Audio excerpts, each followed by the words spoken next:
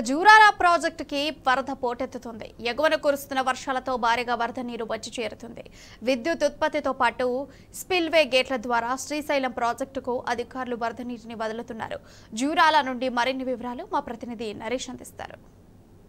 పాలమూరు జిల్లా వరప్రదాయని జూరాల ప్రాజెక్టు జలకళను సంతరించుకుంది. ప్రస్తుతం మనం విజువల్స్లో చూడొచ్చు. జూరాల ప్రాజెక్టు 5 గేట్లు ఎత్తి దిగువకు 19,000 క్యూసెక్ల నీటిని శ్రీశైలం వైపు వదులుతూ ఉన్నారు.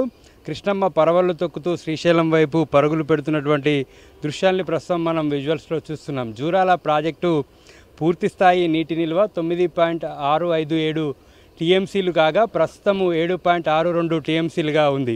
ఎగువన కురుస్తున్నటువంటి భారీ వర్షాలతో జూరాల ప్రాజెక్టుకి దాదాపుగా 76,000 క్యూసెక్ల ఇన్ఫ్లో కొనసాగుతూ ఉంది.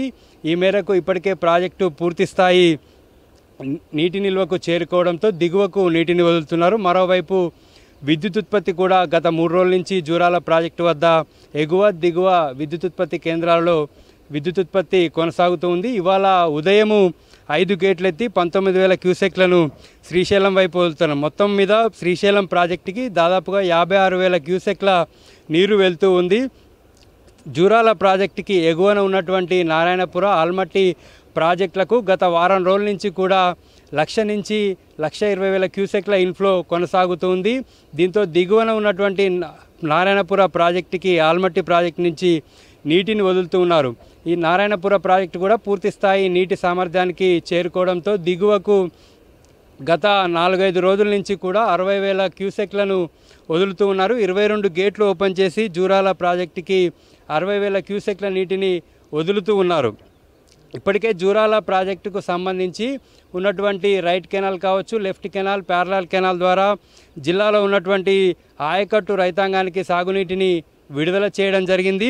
దీంతోపాటు తాగునీటి అవసరాలకు కూడా ఈ ప్రాజెక్టు నుంచి నీటిని విడుదల చేయడం జరిగింది. మరోవైపు జూరాల ప్రాజెక్టు మీద ఆధారపడి ఉన్నటువంటి కోయిల్ సాగర్, నెట్టెంపాడు, భీమా లిఫ్ట్లకు సంబంధించి ఇప్పటికే ఎత్తిపోతలను ప్రారంభించడం జరిగింది.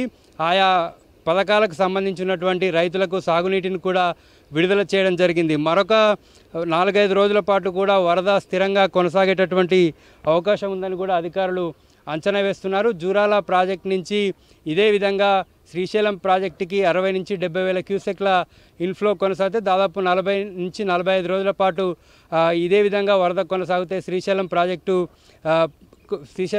నిండేటటువంటి అవకాశం కూడా ఉంటుంది. అయితే ఈసారి కృష్ణానదిలో కొంత వరద లేట్ అయినటువంటి పరిస్థితులు మనకు కనిపిస్తూ ఉన్నాయి.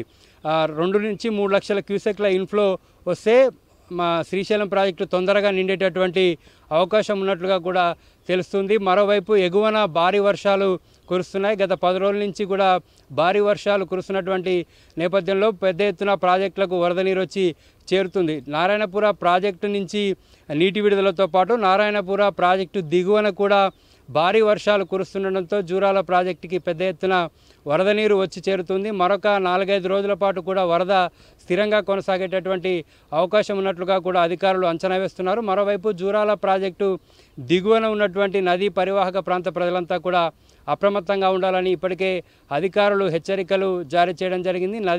నదిలోకి ఎవరు వెళ్ళొద్దని చెప్పి నదీ పరివాహక ప్రాంతంలో ఉన్నటువంటి రైతులు కావచ్చు, ప్రజలు కావచ్చు, ఎవరు కూడా నదిలోకి వెళ్ళొద్దని చెప్పి కూడా అధికారులు ఇప్పటికే హెచ్చరికలు జారీ చేయడం జరిగింది. వీడియో వెంకటతో Naresh, T news, Jurala project నుంచి.